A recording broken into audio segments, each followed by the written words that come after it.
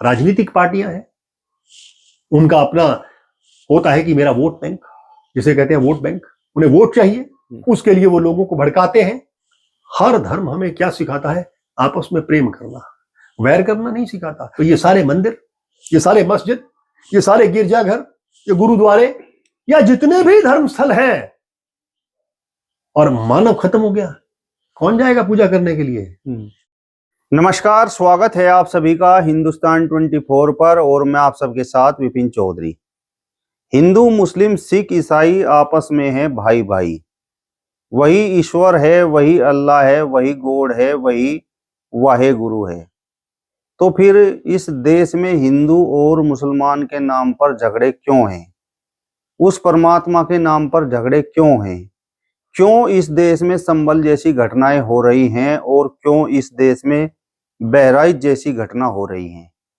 अब ऐसे सवालों का जवाब तो केवल एक वही व्यक्ति दे सकता है जो धर्म को अच्छी तरह से जानता है और धर्म का प्रचार प्रसार करने का काम करता है और धर्म की शिक्षा भी देता है। आज हम सनातनी संत कमल किशोर जी के पास में पहुंचे हैं, जो दिव्य शक्ति अखाड़े के आचार्य महामंडलेश्वर भी हैं।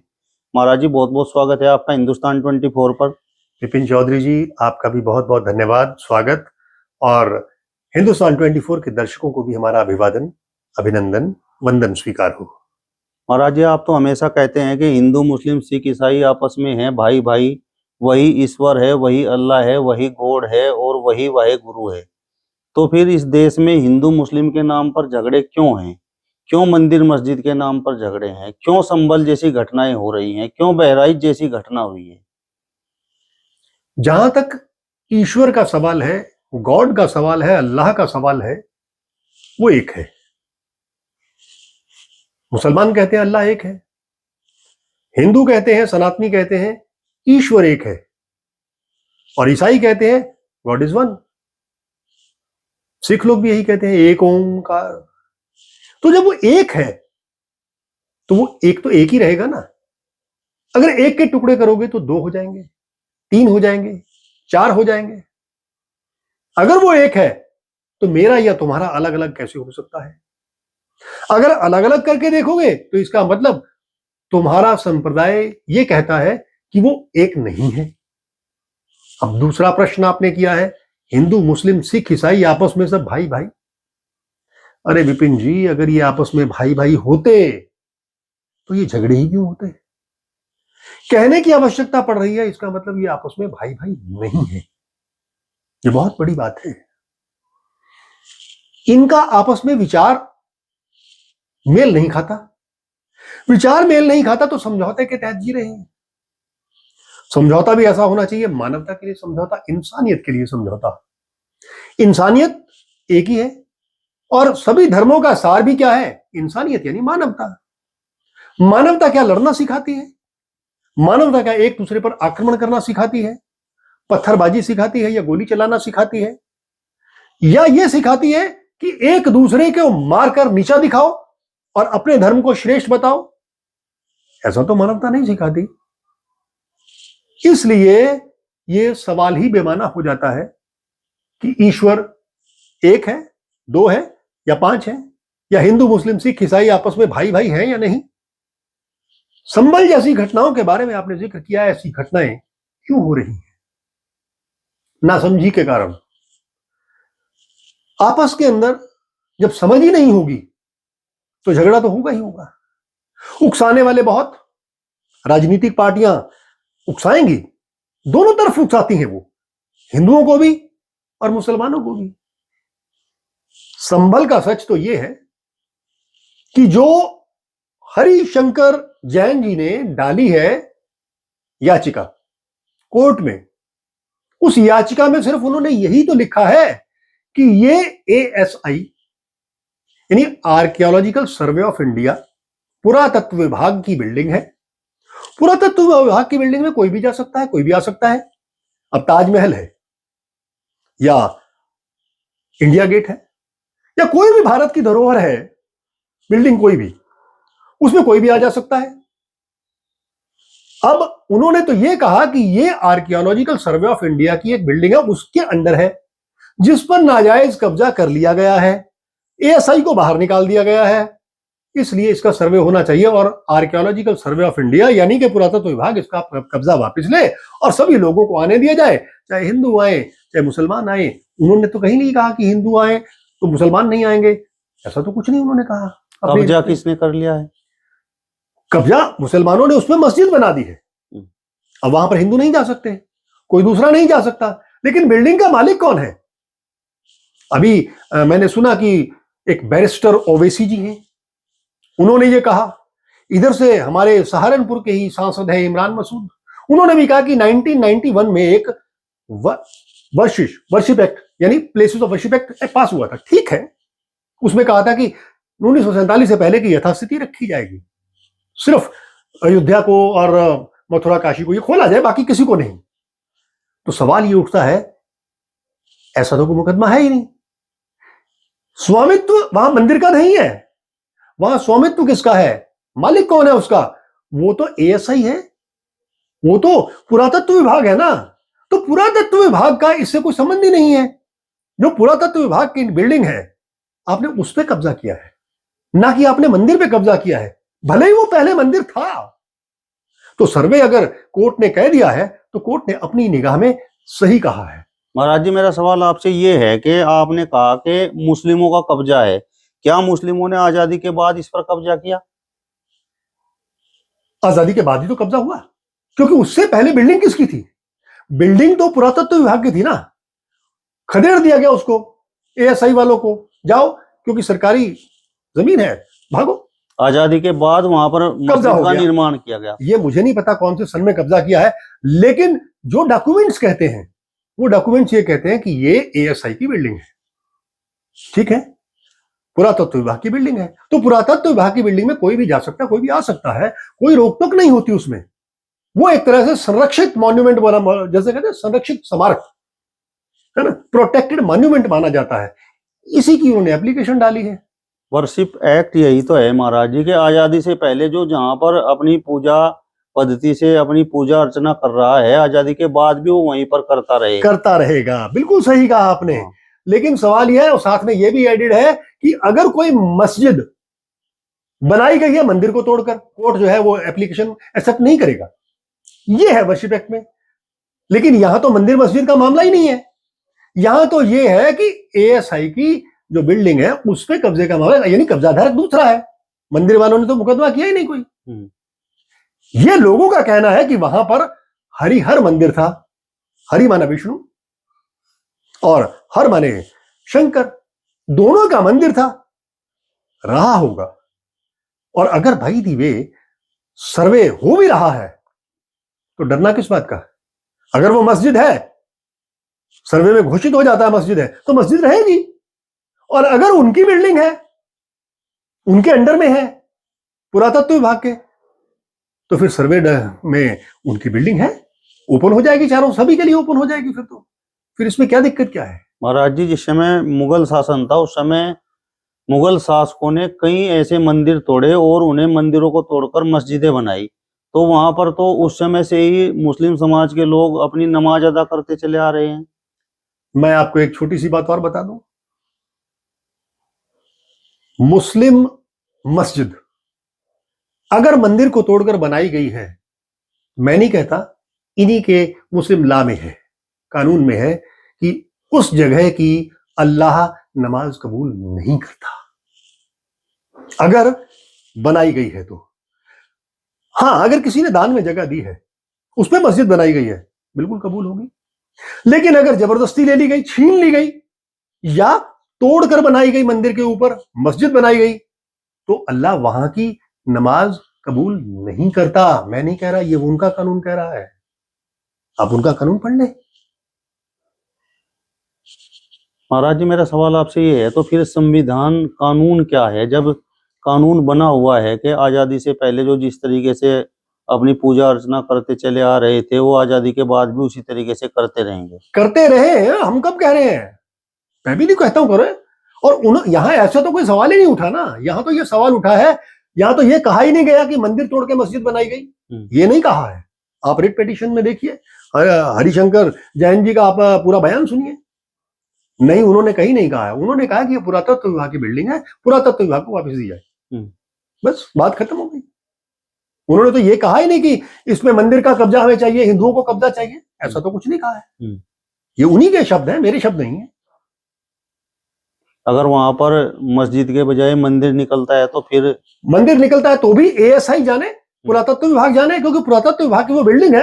अगर पुरातत्व विभाग कहता है कि सभी आ जा सकते हैं तो हिंदू अपनी पूजा कर ले, मस्जिद वाले अपनी पूजा करते रहे, तो क्या फर्क पड़ेगा उसमें? कोई झगड़ा किस बात का है? आपस में लड़ना नहीं चाहिए। हर धर्म हमें क्या सिखाता है? आपस में प्रेम करना, वैर करना नहीं सिखाता। और एक ही धर्म है दुनिया में, वो है मानवता। और अगर मानवता ही चली गई, मान लीजिए इस पूरी धरती से इंसान मिट जाए, इंसान ना रहे, मानवता पूरी खत्म हो जाए, तो ये सारे मंदिर, ये सारे मस्जिद, ये सारे गिरजाघर, ये गुरुद्वारे, या जितने भी धर्मस्थल हैं, और मानव खत्म हो गया, कौन जाएगा पूजा करने के लिए? कोई जानवर जाएंगे क्या? जाले लग जाएंगे इसमें। इसलिए मानवता का बचा रहना बहुत आवश्यक है। और ये जो आपस में जिसे कहते हैं गलतफहमियां हो जाती हैं, मिसअंडरस्टैंडिंग हो जाती हैं, भ्रम हो जाते हैं, इन भ्रमों को मिटाना है। मिटाकर ही हम आगे बढ़ सकते हैं, देश को आगे बढ़ा सकते हैं, वरना नहीं बढ़ा सकते। और ये गलतफहमियां पैदा करने वाले लोग कौन हैं? ये कुछ राजनीतिक पार्टियां हैं, उनका अपना होता है कि मेरा वोट बैंक, जिसे कहते हैं वोट बैंक, उन्हें वोट चाहिए, उसके लिए वो लोगों को भड़काते हैं। नहीं भड़काना चाहिए। कुछ धार्मिक लोग भी ऐसे हैं जो अपनी रोटियां सेकते हैं, वो भी भड़काते हैं, उन्हें भी नहीं भड़काना चाहिए। अगर किसी ने धर्म को ध्यान से पढ़ा हो कि धर्म क्या है, तो धर्म तो यही कहता है शांति, पीस, PEACE, पीस। वो ये नहीं कहता कि पीस को पीसीज में बदल दो, PIECES, पीसीज, टुकड़ों में मत बदलो। पीस माने शांति, शांति माने एकता, एकता माने प्रेम, और वो प्रेम होना आवश्यक है। मतलब ये बात तो आप मानते हैं कि मंदिर में भी वही परमात्मा है और मस्जिद में भी वही? बिल्कुल वही है, एक ही परमात्मा है, परमात्मा एक है। और छोड़िए दूसरी बात को, अल्लाह, अल्लाह शब्द क्या है? अल इल्या, अरबी का शब्द है, संस्कृत में भी आता है, ऋग्वेद से आता है। अल इल्या, अल माना विशेष रूप से, इल्या मैंने पूजनीय, विशेष रूप से पूजनीय, एक।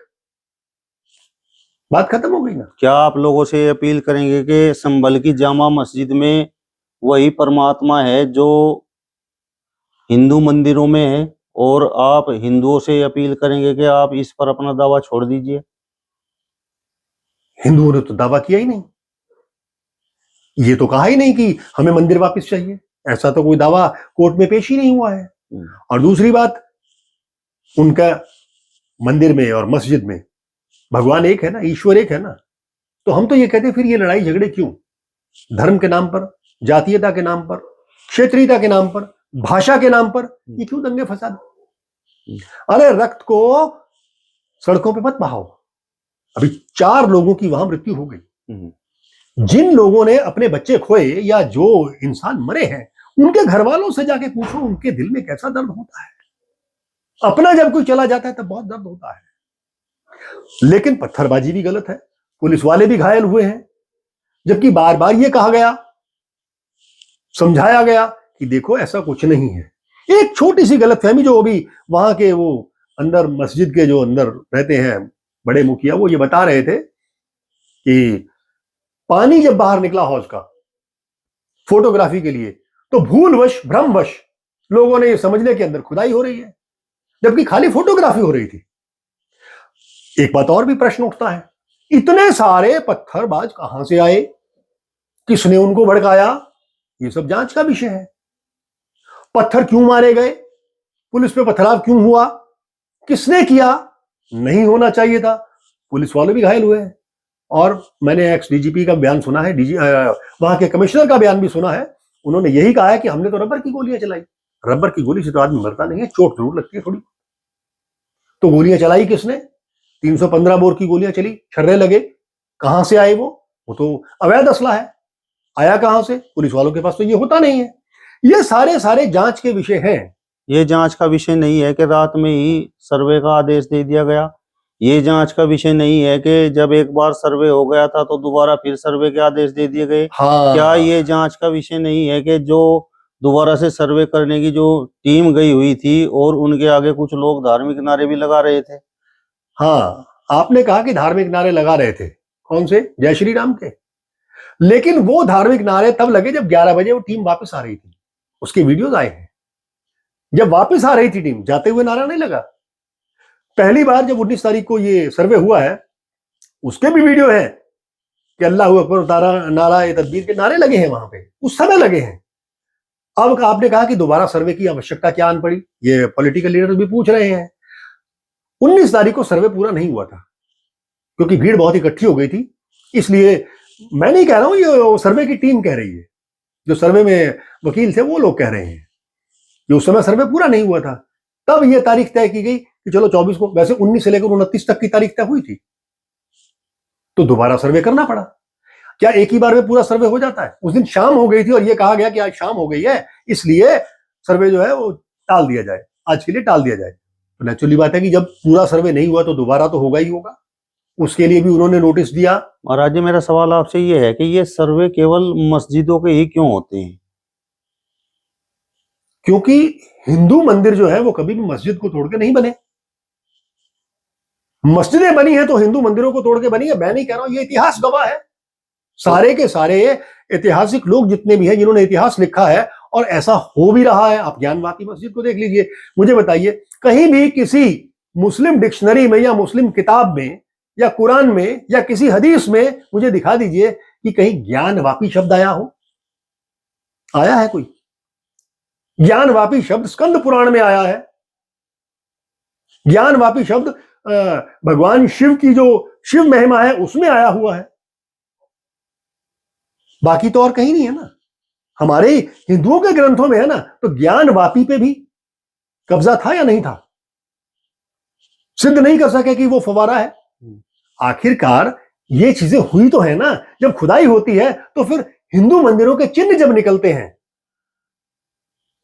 आपने कहा कि मस्जिदों को ही पकड़ा जाता है, क्यों पकड़ा जाए? मस्जिदों की खुदाई होती है, मंदिरों की क्यों नहीं होती? मंदिर तो जो बने हुए तो बने ही हुए हैं, वो कभी भी किसी मस्जिद को तोड़ के नहीं बनाए गए ना। महाराज जी, देश में तो मंदिर भी हैं, मस्जिद भी हैं, गुरुद्वारे भी हैं, गिरजाघर भी हैं। हाँ, तो आप ये बताइए कि एक का भी नाम बताइए जहां पर मंदिर बना हो और वो मस्जिद तोड़ के बना हो या उसके ऊपर तीमारदारी कर दी हो, ऊपर बना दिया हो। बताइए कोई भी ऐसा, अगर आपके पास, आपकी नॉलेज में हो। मेरे संज्ञान में तो ऐसा कुछ नहीं है। बहुत भिक्षु अभी ये बात कह रहे हैं कि अगर जिन जगहों पर ये दावे किए जा रहे हैं, अगर उनकी सही तरीके से खुदाई हो तो वहां पर तो बौद्ध मठ निकलेंगे। हाँ, तो बौद्ध मठ निकल आए, क्या हर्ज है? अब मैं आपसे एक छोटा सा सवाल पूछता हूं, बौद्ध कौन है? वो भी तो सनातन धर्म से ही आए हैं, और सनातन धर्म तो पहले से चला आ रहा है, यानी उसके मंदिर पहले से चले आ रहे हैं। तो फिर बात ही खत्म हो जाती है ना। इसका मतलब बौद्ध मंदिर निकल ही नहीं सकता। बौद्ध मंदिर को तोड़कर कोई भी दूसरा सनातन का मंदिर बना ले, ऐसा हुआ ही नहीं कभी। ऐसा कभी नहीं हुआ है, ना ही मैंने कहीं पढ़ा है। काफी ग्रंथों का अध्ययन किया है, मैंने कभी नहीं पढ़ा, और ना ही किसी बौद्ध ने क्लेम किया है। बौद्ध धर्म वालों ने क्लेम भी नहीं किया कि ये हमारा मंदिर तोड़ के इन्होंने अपना मंदिर बना लिया, भगवान विष्णु का मंदिर बना लिया, भगवान शिव का मंदिर बना लिया। ऐसा कहीं नहीं। राम का मंदिर बना लिया, कृष्ण का मंदिर बना लिया, ऐसा कहीं नहीं, कहीं नहीं किसी ने कोई दावा आज तक पेश नहीं किया है। अब आप बताइए। मेरा सवाल आपसे ये है कि जो नाम आपने बताया कि हरिशंकर जैन और विष्णु जैन, हाँ, तो मतलब यही लगातार याचिका डाल रहे हैं, और कुछ लोग तो ये भी कह रहे हैं कि भाई ये जिस प्रकार की घटनाएं हो रही हैं इसके पीछे राजनीति है। राजनीति हो भी सकती है और नहीं भी हो सकती, लेकिन जो ये याचिकाएं डाल रहे हैं, आज तक जो भी इन्होंने याचिका डाली है, इन्होंने तो यही कहा है कि अगर कोई सबूत मिलता है तो ठीक है, नहीं मिलता है सबूत तो कोई बात नहीं। लेकिन अगर सबूत मिल रहे हैं मंदिर को तोड़कर मस्जिद बनाए जाने के, तो उसमें तो हम भी कुछ नहीं कर सकते और आप भी कुछ नहीं कर सकते।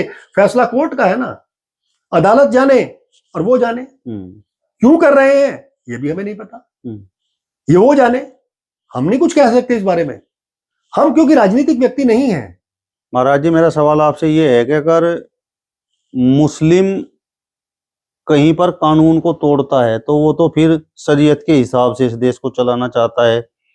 अगर कहीं पर हिंदू समाज के लोग कानून को तोड़ते हैं तो फिर वो किस तरीके से इस देश को चला रहे हैं? क्या वो संविधान को मानते हैं? देखिए, एक देश एक संविधान होना ही चाहिए। संविधान को मानना चाहिए, चाहे वो हिंदू हो या मुसलमान हो, चाहे वो सिख हो, ईसाई हो, बौद्ध हो, कोई भी हो। जब एक भारतवर्ष एक देश है, विविधता में यानी अनेकता में एकता है, एक है, तो संविधान को हमें मानना ही चाहिए। और संविधान को जो नहीं मानता, अपना संविधान चलाता है, जैसे मुस्लिम कहे मैं तो शरिया चलाऊंगा, फिर हिंदू कहेंगे ठीक है हम भी अपना संविधान चला देंगे, बौद्ध कह देंगे हम अपना संविधान चलाएंगे, तो इस तरह से देश टुकड़े टुकड़े हो जाएगा। और टुकड़े टुकड़े होना इस देश के लिए बहुत हानिकारक है, हमारी मानवता के लिए हानिकारक है, समाज के लिए हानिकारक है। और टुकड़े टुकड़े तो हम पहले भी रहे हैं, और टुकड़े टुकड़े होने से विदेशी आक्रमणकारी आएंगे, फिर वही कब्जा हो जाएगा। क्या लाभ मिलेगा उससे? गुलामी? क्या फिर गुलामी चाहते हैं हम? हमें एक होना होगा, इन सारी चीजों से ऊपर उठना होगा। ये जो लड़ाई झगड़े हैं ना, मैंने पहले ही कहा है कि जातीयता से ऊपर उठ जाओ, धर्म से ऊपर उठ जाओ, साथ ही साथ ये भाषाओं से ऊपर उठ जाओ, क्षेत्रीयता से परे हट जाओ, और ये पीछे जो हम लोग जातियां लगाते हैं ना, इससे भी हट जाओ परे, आगे बढ़ो, देश के विकास में साथ दो, देश का विकास करो, आप भी संपन्न रहो, हम भी संपन्न रहे, पूरा समाज संपन्न रहे। शांतिपूर्वक जीना हर आदमी चाहता है। मानवता के नाते मानवता को मानो, मानवता सबसे बड़ा धर्म है, और बाकी सारे चीजें गौण हो जाती हैं, उनको मत देखो। चलिए, तो दिव्य शक्ति अखाड़े के आचार्य महामंडलेश्वर संत कमल किशोर जी को आपने सुना। फिलहाल इस वीडियो में बस इतना ही। अगली वीडियो में फिर आपसे मुलाकात होगी, तब तक बने रहिए हिंदुस्तान 24 के साथ। नमस्कार।